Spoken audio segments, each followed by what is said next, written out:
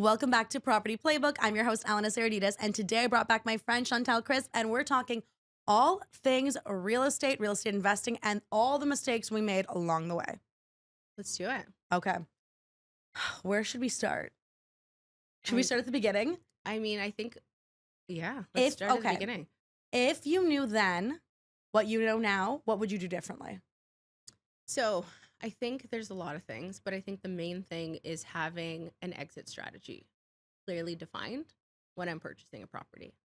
I had I have purchased properties in the past where I have an initial plan and quickly have to pivot, which is not necessarily a bad thing of having a plan B, but if you don't go in there with a clear um plan.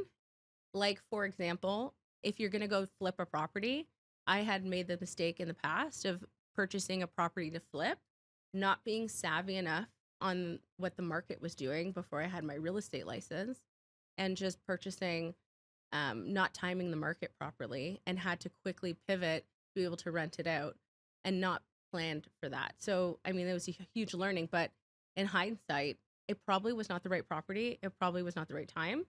And luckily, we were savvy enough to do the right renos to keep the costs down and still maximize the sale price.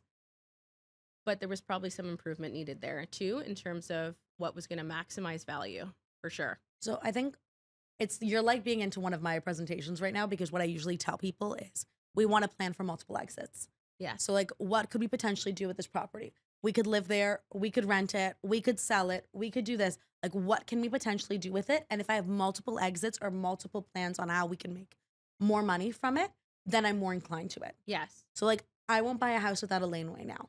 Yes. I just won't. Yes. And because I want the ability, I don't have to build a laneway house. I want the ability to be able to build a laneway house. yes, even the house that we're in now, that the forever home, I keep calling it, that is not probably not the forever home, but it is for now. A huge criteria is that it was, even though we weren't going to rent out the basement, we needed to be able to have a garden suite potential there, so that if we want to in future add a secondary suite, it's there. Like, I never want the property to have a dead end in terms of exit strategies. Exactly. Um, we've talked about this before, and I'm going to mention it again.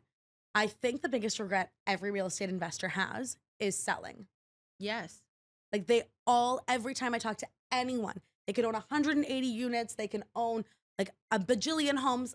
All of their regrets are when they chose to sell and why they chose to sell when they chose to sell. But I think there's a couple things there. So, yeah, I mean, in hindsight, when you look at the property that you sold, if you took that equity and you just spent it and you didn't reinvest it, then yeah, that should be a regret. Like, especially if you bought it to purchase something that was a depreciating asset versus an appreciating asset, right? But if you took that and you spent the cost associated with because it costs money to sell, right? Like, there's real estate fees, there's lawyer fees, there's moving There's land expenses, transfer. there's the sprucing up the cost of sprucing up the home before you put it on the market. There's a lot of different expenses with selling.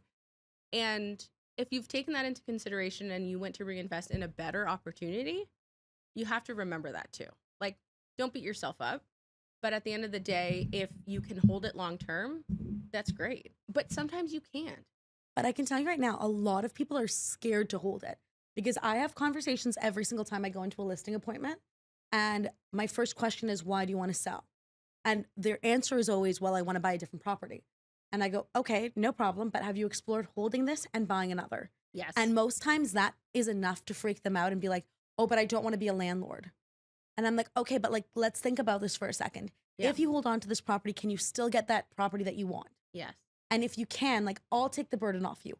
I'll take care of the management of the property. I'll help you find a tenant. Don't let go of this just because you feel like it's the only option. Yeah.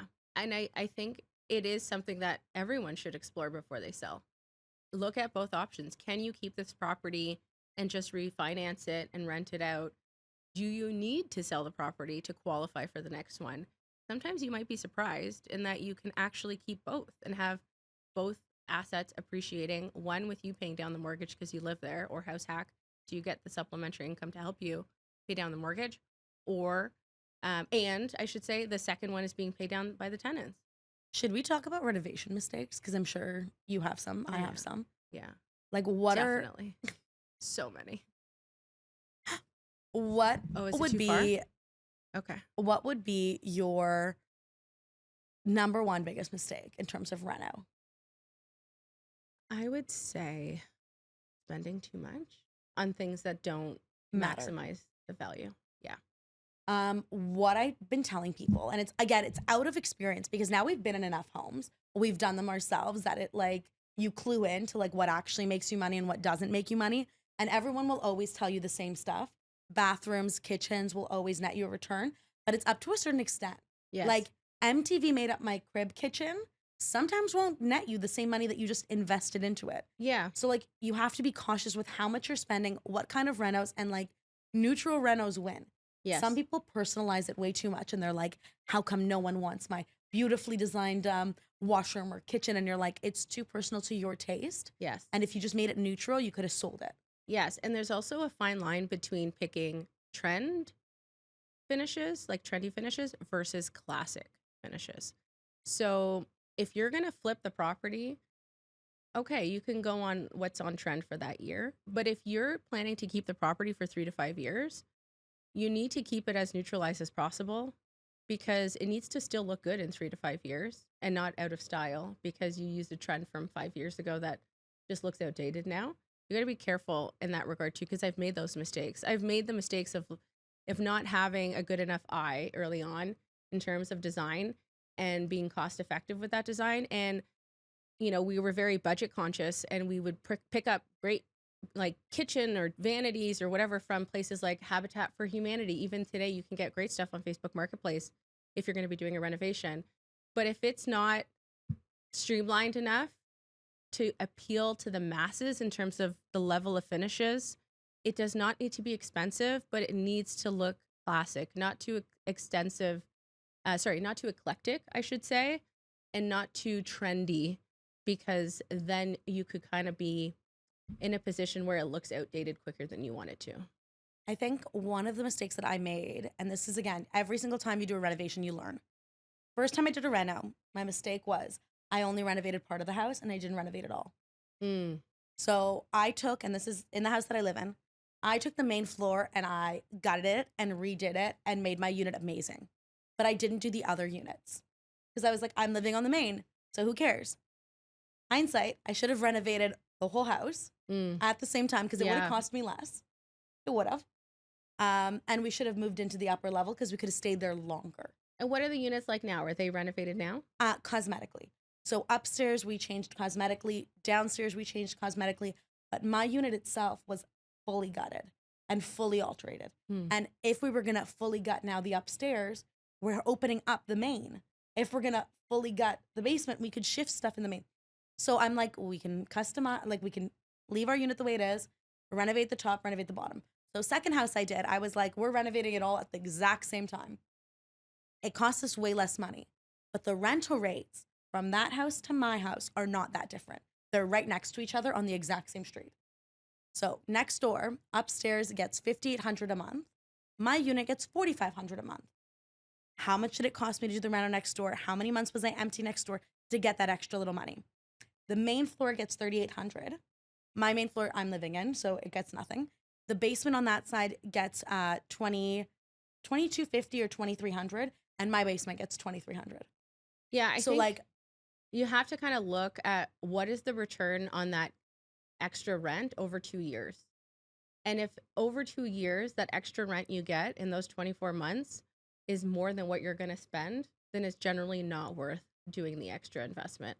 so what we could have done, and again, hindsight 2020, we could have just cosmetically fixed it, That's right. Yeah. threw in tenants into it, got in tenants in right away, not had to carry it vacant while we did the renos, Yeah. and probably have been better off the second time around. The third one we did, Yes. it was all cosmetic. There you go. So like you make tweaks as it happens. Like how much do I actually have to get like gut? How much can I do cosmetic? How much can I retain? How much don't I like do I not have to do? Yeah. So every single one you do, you learn. So now when I go in with clients, I'm like, oh, this is easy. You do X, Y, Z, and the house is perfect and put it up. But it's because you learn from every mistake. Yeah. Like, is there like you're trading up very frequently and you've traded up, I think how many times have you moved or traded up? Do you know the number? For the homes that we've actually lived in, um, 1, 2, 3, 4, 5. 5 times. Okay. But otherwise, we didn't live in the properties. Yeah, you were just buying them either for the purpose of renovating, like renting them Renting and out, or the purpose renovating of and renting, yeah. exactly, or the purpose of flipping them. Long-term flip, long-term burst. Okay. Yes. So the reason why, and I'm gonna highlight this, she said long-term flip. Yes. And I'm gonna ask, why are you saying long-term flip so we can help everyone else understand why? So over the years, I have learned that the market is going to have its ups and downs, and it's going to have blips when you least expect it and when you do expect it. In order to get a nice amount of appreciation in Toronto or in GTA, you got to give it at least 3 to 5 years to overcome the inevitable blips that come in the market, right? Like COVID just happened recently, for example. And then we peaked prices in February of 2022. And the prices came back down in that year. But if you look at the overall average from 2024, 23, 22, we really haven't increased in prices since 21. It's been relatively flat, although there's ups and downs in those years. And some people think, well, I lost this much because I didn't get it at the peak. Well, you didn't lose anything, because if you look at a graph, we're kind of right in line with where we should be. But, sometimes if you don't time things exactly perfectly, which is incredibly difficult. If real estate agents knew how to time the market perfectly, We'd we'd be all so be rich. billionaires. But nobody can time the market perfectly. It's extremely difficult. Even the economists I can't can time tell it you how to time perfectly. the market perfectly. How? I'm gonna tell you exactly how. How? You get in when you could afford to get in. No, but am I wrong? That is timing the market. And keep it Like- for 3 to 5 years. Like the goal And then is you trade always up. 3 to 5 years to build a nice amount of appreciation, have some nice mortgage pay down, because the first few years of paying down your mortgage, you're paying more interest than principal. 100%. Let's get some of that principal paid down. Then you look back in 3 to 5 years and wow, you've got like a nice chunk of equity there that now you can recycle. And some people don't want to do that. Some people just want to pay down their mortgage every month. They want to double up their payments, and they see that as a forced savings as well in investing in themselves. And that is fine. It's not for everybody. And not everybody wants to refinance their primary residence. Do you know how many times? Like, okay, well, I went for dinner with a client of mine the other day, and she's like, yeah, I've been doing double payments. And I'm like, why? That was my first question, was Because why? it's forced savings. It is kind of. for savings, but you got to think about it like this. When she bought, her interest rate was so low that in her mind, she's like, I'm doubling down because right now my cost of borrowing money is low.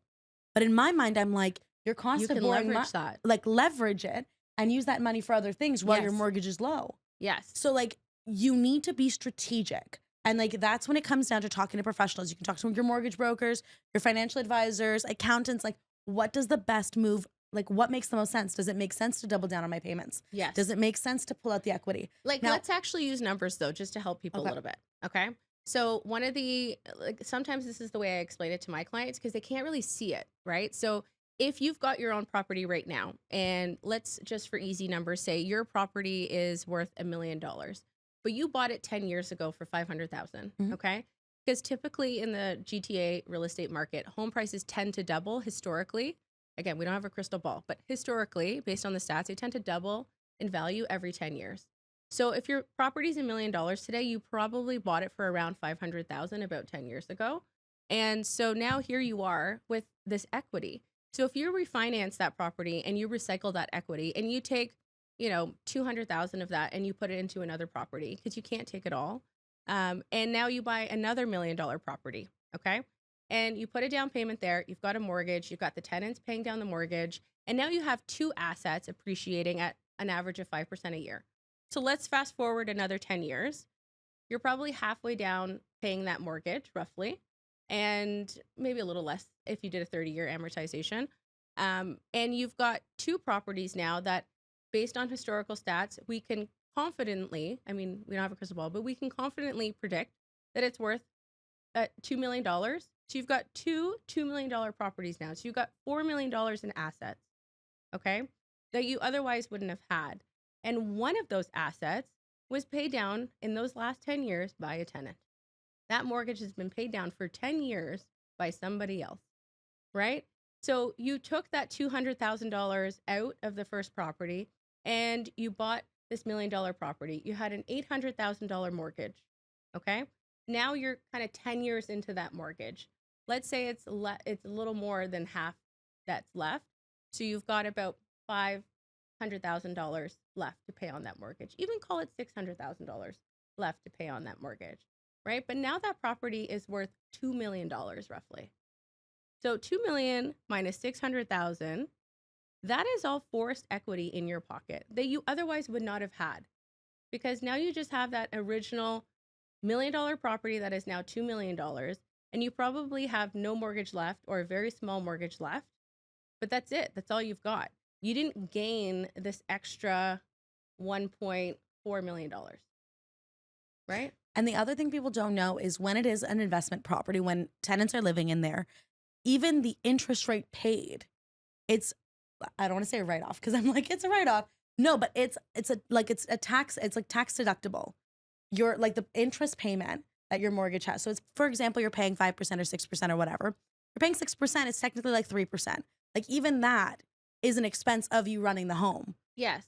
So like there are certain benefits of even having mortgages on tenanted properties as opposed to your principal residence, because on your principal residence, you can't write off the interest paid. That's right. Unless you've got a secondary unit. Exactly. And that was just one benefit that we had, is that there was a lot of expenses that we could write off when we were renting out our home. But if you're going to have this secondary property, and a lot of people go, why would I want to do that? Because then I got to pay capital gains. Can I tell you the secret of getting out of capital gains? What? Just don't sell. Don't sell. Refinance. There's no capital gains in the refinance. Recycle You can the keep equity. pulling out money. Yes. And you don't pay capital gains on it. And you just hold on to the property. That's right. And like, if you get in early enough, by the time your properties are paid off, let's say 30 years, 20 years, 40 years, whatever, by the time it's paid off. So like, I'm going to use myself as an example. I'm 28 years old. By the time my properties are paid off, I'll probably be about 45. At 45 years old, all of my properties are generating money. All of my mortgages, somewhat, like, they'll either be paid off or almost fully paid off. And I'll just be pocketing all that. That's my retirement. That's right. So let's use actual numbers. So say, for Okay. example, by the time you retire in, I don't know, 20 years, you have 7 properties that are generating cash flow of $2,000-$3,000 a month. Yeah. At minimum, because you're going to have them probably paid off, if not small mortgages left. You're giving them a lot less than what it actually is. Yeah, I'm being Because super conservative when right we're now. talking about houses, let's actually talk about, like, I don't Per want to, house though, right? per Like, house. You're going to have $2,000 to $3,000 minimum income per house coming in your pocket.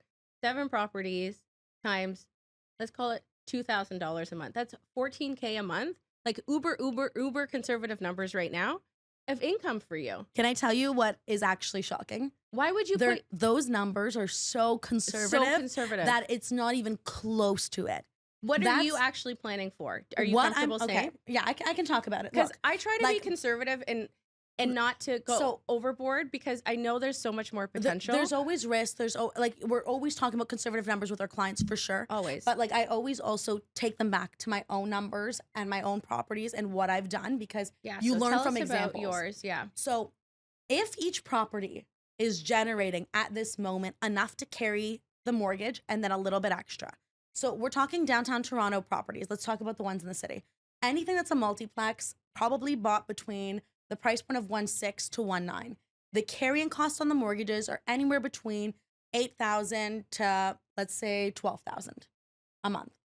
And again, like, I bought them in the last 5 years. I didn't buy them 30 years, like, I want to say 30 years. I was like, you bought them when you were 12.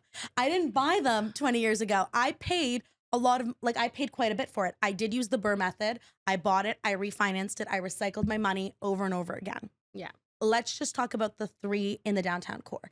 If I'm making enough currently to cover all the mortgages, and we're not including renter rates that will increase eventually. Yep. We're not including all that money that is now getting swallowed up by the mortgage and by all, like, the other payments. We're not taking that into consideration. Imagine if we're taking 8 plus 8 plus 12 a month. That's it. We're not talking about the increase by the time we're 30 years, how much those will actually be rented for. how much anything else will happen. We're just talking that. You're looking at a gain of like $30,000 Yeah, roughly. monthly. We're not talking like a year, monthly. What's $30,000 times 12? 360,000. 360,000 a year. No one's gifting you that money. No. And like, if you plan strategically, and yes, there's a sacrifice. Like, Dan and I are both high producers in our industry. Like, I'm a high producing agent. Dan's a CRO. Like, we make good money. We sacrifice and live on the main floor of our house. Mm-hmm. But the sacrifice is by the time we're 30, like, sorry, not 30, by the time we're 45, 40, like, we'll have 360K plus or minus coming in a year on money. I don't want to say we didn't have to work for, but passive money that's coming in. Yes. And that's unimaginable. If now we're thinking dream home, how do we live the luxury lifestyle we want to have and not pay for it? Then we're thinking, okay, by the time, because you guys strategized how many houses, how many times you have to do this before you get to the dream home. Yes. Dan and I strategized that too. I already picked up my house. It's on Palmerston if anyone asks. No one buy it. It's my house. And please don't try and sell it until I'm ready. I picked it out. So if we refinance all our homes by the time we're ready to live in our dream home, we'll pull out all the equity that we can and move it into our principal home. We're paying our principal home in almost all cash, if not fully cash. The rest of the properties are still being paid by the tenants, and we live in our house for free. Yes. How can you not be like, that is the ultimate goal? Why would I haven't live? paid capital gains. And I still haven't paid capital gains. That's right. But why would I go for the $4 million home now, pay an insane amount per month for the mortgage when I could literally be patient for a little bit longer and then go do it? That's right. Why wouldn't I be in a position where you structure it that you are passively making money per month? So if you decide you hate your job tomorrow, you could literally stop working because your passive income is enough to sustain your current lifestyle. We're not talking live like the rich and famous, but I'm talking about having the financial freedom to be able to be like, I don't want to work, Yeah. or I hate what I'm doing and I want to change it. And real estate can do that. I'm shocked everybody doesn't do this. Why doesn't everybody do this? Because no one talks about it. Like when I have conversations with my clients about getting into the market, or their price point is 1.3, 1.4, 1.5, 1.6, 2 million, I am convincing them to do this because it doesn't make sense to buy a home that's 2 million, that's 4 million. Don't get me wrong, I sell them all the time. Like, I'm not saying don't buy it. If you want it and you've reached that point in your lifestyle, do it. But if you can afford to sacrifice and you're young enough, like you don't have kids yet, maybe you do have one kid, like you want to grow your property portfolio, you want to gain financial freedom, Yes. this is the path. Grab a friend who wants to also invest in real estate, is also struggling to buy real estate. Buy a duplex together. You live in one, the other lives in the other, and together you guys are house hacking. You know what I mean? Or buy a triplex and use the rent from the third unit when you're buying with a partner and have that cover your overhead. I mean, there are so many different ways you could do this. Like, I have a client right now, they're living my dream, by the way, because apparently I talk about my dreams so much that my clients end up having my dreams. So I helped them buy a 3-unit home at the beginning of COVID. Okay. So, you know, when no one was going outside of their home and Yes. the prices were a little, they weren't depressed, but it was like everyone was so uncertain, and then the houses boomed like a minute later. Yes. So right before that happened, they bought a multiplex in Trinity Bellwoods, Little Italy area for 1.2. That's non-existent. That house they won the moment the market shifted to 1.8. They lived in the basement. They lived in the smallest unit in the house. And they were like, we will rent out the rest of the house and make more money and be able to get a down payment faster. The next house they bought, they lived in the nicer section of the house. So now they got 4 units on a house. Like, so they went from Claremont to Euclid. Euclid, prime street. Claremont's also a nice street, but Euclid's prime. They bought a house on Euclid, all 4 units in it. 3 of the tenants paying the majority of the mortgage. They live in the other house, like in the other unit. They're saving up more money. They now traded up into the dream home that they're renovating to make their own. Nice. Like, it's stepping stones. Each house Yes. is supposed to unlock the next. Yes. So Yes. like your first home's not your dream home. Preach, girl. I love this. Yes. Sacrifices early on will make it more of a reality. Yes. And you don't want to be sitting there when you're 30 years old or 40 years old or 50 years old with a $4 million mortgage or a $5 million mortgage and being like, I can never quit my job because I have to pay my mortgage. Yeah.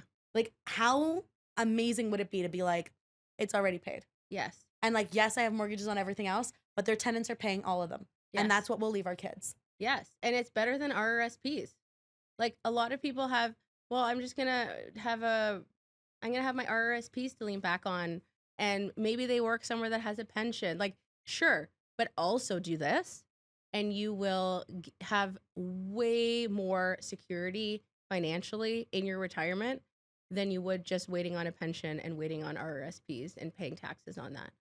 And the key thing to remember too is you always need somewhere to live. Yes. So we're not I'm not telling someone to be like, you can go rent. That's completely fine. You can go rent. But when you're renting, you also don't own it. You don't have the luxury of being like, okay, the landlord wants to move in. Oh, they're jacking up my rent because I'm in a non-rent control building. You don't have that luxury. If everything fails, we still have our little section in our house. Yes. If everything fails. And $1,800 covered between two people, super possible. Yeah. Or otherwise you're paying $3,000 a month in rent. That's what we would be paying. 12 months of the year, you're paying $36,000 when you can be paying that on mortgage pay down.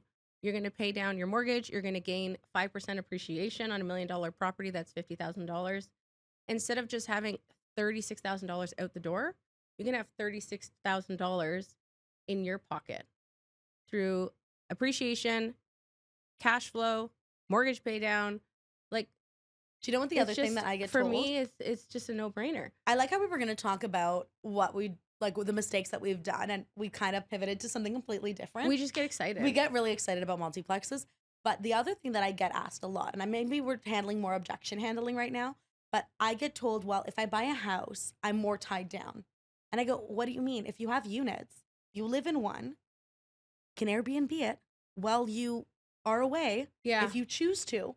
And that's another source of income because you're Airbnb your section of the house, which Airbnb will allow you to do. I think people are afraid of, and I speak from experience, I was afraid of renting out. So I lived in my first property, I lived upstairs and I rented out the basement. And I should have lived in the basement and rented upstairs. And I was wanting to travel. I was wanting to do so many things. I was in my early 20s and I was a little bit tied down because I was afraid of taking the risk. So this is, if we're talking about things we would have done differently or regret. I mean, I don't know if I regret, but looking back now in hindsight, I should have lived in the basement and Airbnb'd it if that was around at the time, or rented it out, popped into my parents' house for that interim period, and then moved back in when I needed to, or just, stayed living at home even and saving money and renting out the whole house top to bottom.